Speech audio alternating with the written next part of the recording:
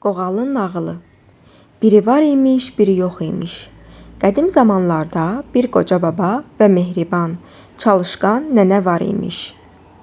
Onlar kiçik bir evdə, sakit bir kənddə yaşayırmışlar. Bir gün baba nənəyə belə dedi: "Ay nənə, bir dənə ləzzətli, ətirli qoğal bişirərsən? Ürəyim istəyir." Nənə gülümsədi, amma biraz da kədərlə dedi: "Ay baba, unumuz qurtarıb axı." Baba dedi: "Eybi yox, evdə nə varsa yığ bir yerə. Bəlkə biraz un çıxar. Bir dənə balaca qoğal bişirərsən." Nənə evin hər küncünü, hər bucağını süpürdü. Azacıq un tapdı. O unu sevgi ilə yoğurdu. Gözəl bir xəmir açdı. Bir balaca qoğal düzəltdi. Sonra onu sobaya qoydu, bişirdi. Qoğal qıpqırmızı, yumru oldu. Qoxusu bütün evə yayıldı. Nənə onu soysun deyə pəncərənin üstünə qoydu. Amma bilirsən nə oldu? Qoğal biraz yelləndi, darıxdı, diyirləndi və pəncərədən aşağı düşdü. Yavaş-yavaş, diyirlənə-diyirlənə yola çıxdı. Gedə-gedə qarşısına bir dovşan çıxdı. Dovşan dedi: "Qoğal, qoğal, gəl səni yeyim."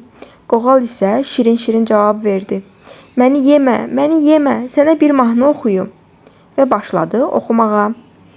"Undum, qoğal olmuşam, tavada qızarmışam, nənədən də qaçmışam, babadan da qaçmışam, səndən də qaçaram, təkər kimi fırlanaram."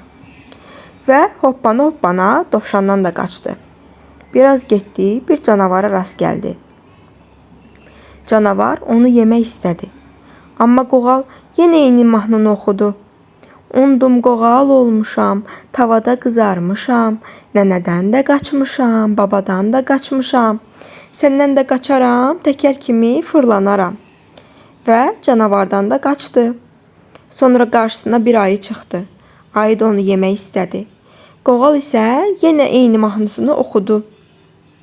"Undum, qoğal olmuşam, tavada qızarmışam, nənədən də qaçmışam, babadan da qaçmışam, səndən də qaçaram, təkər kimi fırlanaram."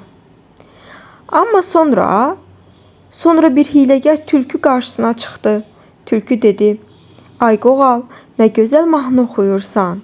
Amma biraz da yaxın gəl, yaxşı eşidim, qulaqlarım zəifləyib." Qoğal biraz yaxınlaşdı. "Undum, qoğal olmuşam, tavada qızarmışam." Tülkü dedi: "Biraz da yaxın gəl ay bala, hətta başıma çıx. Oradan oxu, qoy yaxşı eşidim."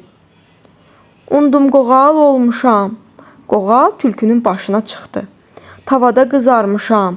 Sonra da burnuna çıxdı. "Nənədən də qaçmışam, babadan da qaçmışam."